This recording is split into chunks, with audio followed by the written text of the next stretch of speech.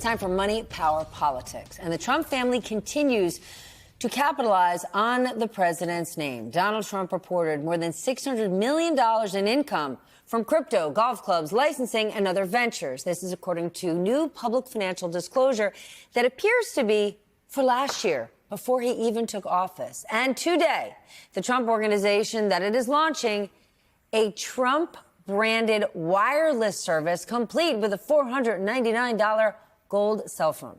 Remember that not even a month before this announcement, the president threatened a 25% tariff on Apple and warned other tech companies that could be next. If you're confused, Apple, they make the iPhone.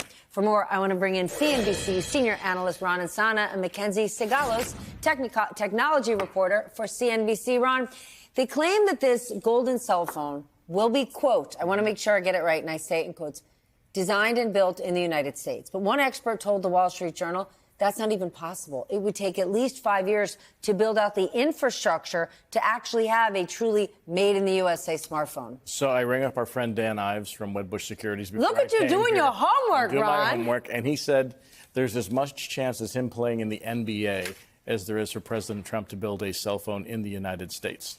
And certainly not for $499. He could probably build a couple hundred of them for $1,000 and sell them at a loss. But all the components are going to be imported, whether it's the camera, whether it's the screen face, whether there's certain chips that are certainly not made here. They may be designed here, but so let's go through it. So designed and built. Yep. Someone is going to draw a picture of the phone here yes. and built. They're going to import all the parts and then... Which are tariffed, by the way, which are taxed.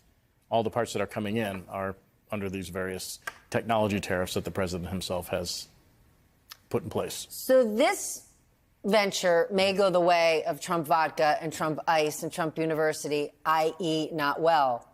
But something that has gone phenomenally well for the president is his crypto wealth. Last year, before he even took office, before the meme coin bonanza, he got $320 million in fees. He got $400 million for his family's crypto platform, $57 million in digital token sales. Have we ever seen anything like this in the history of ever? It's unprecedented, the kind of profits that we're seeing. And so that Friday disclosure that we got, kind of a look at the books for the president in terms of what he earned in 2024 from those crypto ventures. You mentioned it, that $57 million from a crypto bank called World Liberty Financial. And that's separate to the 16 billion governance tokens that he holds, which at least on paper are worth $1 billion. That's one of half a dozen crypto projects for the family. You mentioned the Trump meme token. There's the Melania meme token. There's a U.S. dollar pegged stable coin that an Emirati fund is investing $2 billion into. And so all of that isn't even accounted for in this disclosure, because the disclosure is most likely last year. And the meme coin was introduced January 17th, 2025. And the 2 days before the inauguration went up to a $15 billion market cap. None of that is in this Friday disclosure form. So these assets are held in a trust.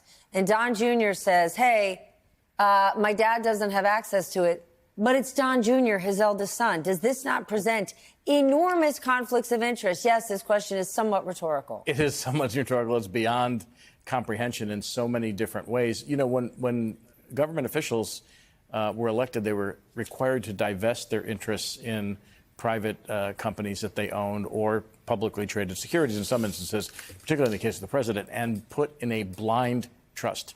And the fact that we know about all this stuff, and it should be in a blind trust that the president doesn't even know about what the assets are, what the asset mix is, what his manager is doing with the money that he has.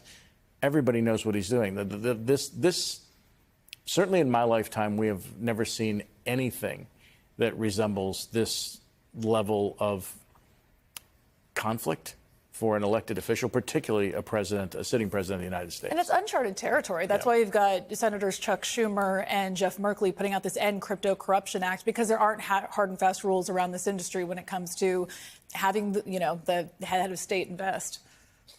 But let's go back. The problem is no one is stopping it.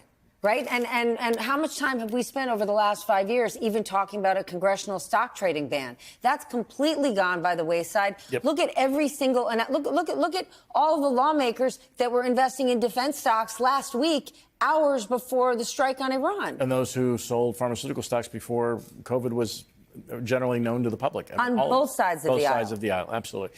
And we're in a situation. I was talking to a mutual friend of ours. I won't use his name because it was a private conversation today. But who's in our world for all intents and purposes. The fact that no one seems to care is maybe the most puzzling part about all of this. That in any other era, any other environment, this would knock people out of office. This would lead to investigations. You can go back to Whitewater. You can go back to Richard Nixon. You could go back to any number of presidents who had questionable business dealings with family members. And it caused them to be either knocked out of their position or force, some sort of investigation. Nothing is happening here.